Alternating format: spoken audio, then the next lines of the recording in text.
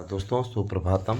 आप सभी का मैं अपने YouTube चैनल पर हार्दिक स्वागत करता हूं। मेरे चैनल पे आप नए हैं तो चैनल को सब्सक्राइब करके हमारे साथ में जुड़िए। और आप लोगों से मैं एक संदेश देने के साथ ही यह अपडेट देने आया हूं कि पहली बात तो आप संदेश सुन लीजिए कि देखिए दोस्तों, भविष्य में अगर स्वयं को सक्सेस बनाना है ना, सक्सेस बनने के लिए उसके अनुरूप अपने आप को ढालना पड़ता है।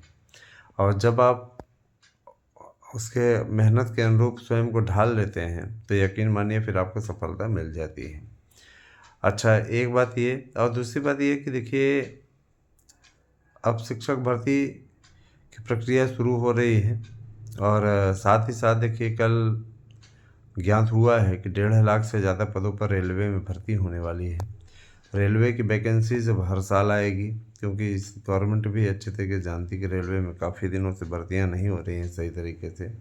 तो चाहे ग्रुप डी क्या हो, चाहे बाकी भर्तियां हों रेलवे से रिलेटेड, तो अब होनी है, कोई दिक्कत नहीं होने वाली है।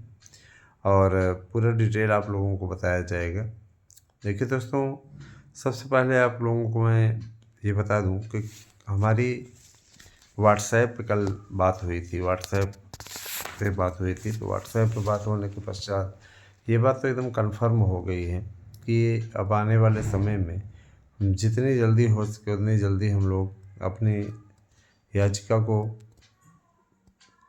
फाइनल करने की ओर बढ़ रहे हैं।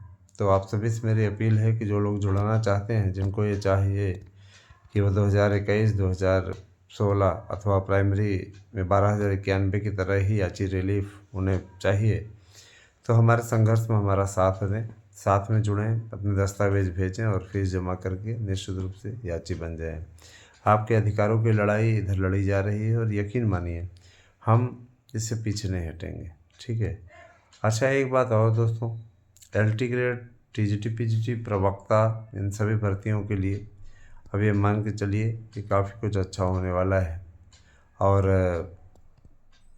एक बात और मैं बोलना चाहूँगा, TGT, PGT तैयारी करने वाले लोग, यानी जितने आवेदक हैं, निश्चिंत होकर के तैयारी करें। कतिपय लोग फार्म रद्द होने जैसी बातें बता रहे हैं, तो फार्म नहीं रद्द होगा। हम लोगों ने इसके बीच का रास्ता निकाल लिया है। आप लोगों ने जो गलती की वह अक्षम में गलती तो है, लेकिन नए आयोग में आप लोगों को इस पर रिलीफ दिलवाया जा रहा है। किसी प्रकार से घबराने की आवश्यकता नहीं है, समझ रहे हैं ना। आपके साथ में अन्याय नहीं होने दिया जाएगा। ये हम लोग भी जानते हैं अच्छे तरीके से कि आपने गलती तो की है ना।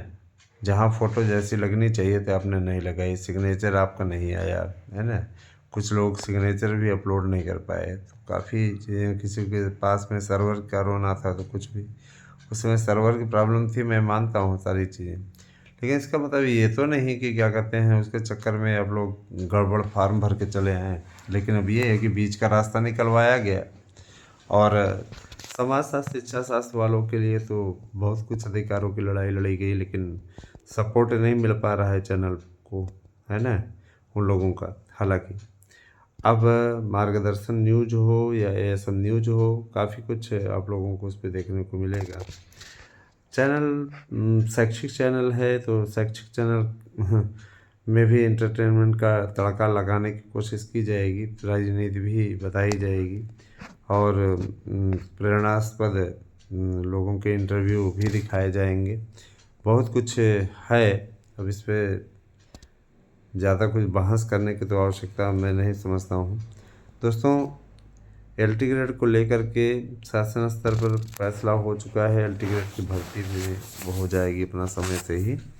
तो एक बात तो ये भी है, और दूसरी चीज़ ये कि LT को लेकर के कई दिनों से असमंजस जो फैला हुआ था, वह असमंजस समाप्त हो गया है। LT ग्रेड की भर्ती आप लोगों की बहुत जल्दी ही आ जाएगी। योग्यता संबंधी पेंच था, उसको सुलझा दिया गया है, तो किसी प्रकार कोई समस्या नहीं आने वाली है। एक बात तो ये होगी। दूसरी बात ये कि बहुत से लोगों को ये लगता है कि, है ना, भर्तियां नहीं आ रही हैं तो कोसते रहते हैं। देखिए दोस्तों, राजनीति की तरह ही भर्ती भी पॉलिटिकल हो जाती है। सरकार चलाने वाले जो दल होते हैं वह सही समय का इंतज़ार करते हैं।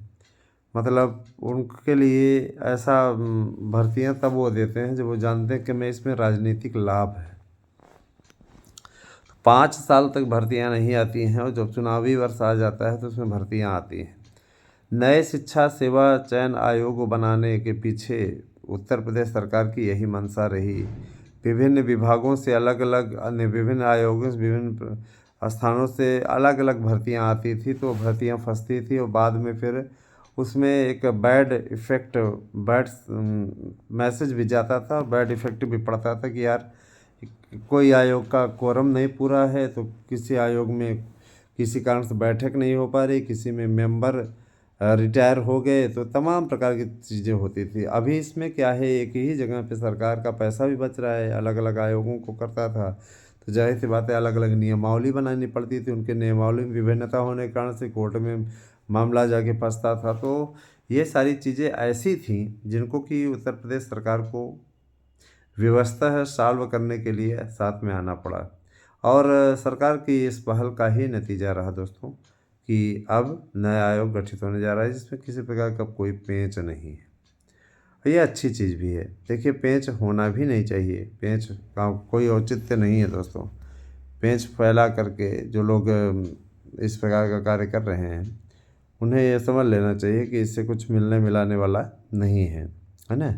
तो मैं ये भी कहना चाहूँगा, साथ ही साथ ये भी कहना चाहूँगा, साथ में जुड़िए दोस्तों, आपका चैनल है, हमारे साथ में जुड़िए, यही आपसे कहना था। Thank you, have a nice day.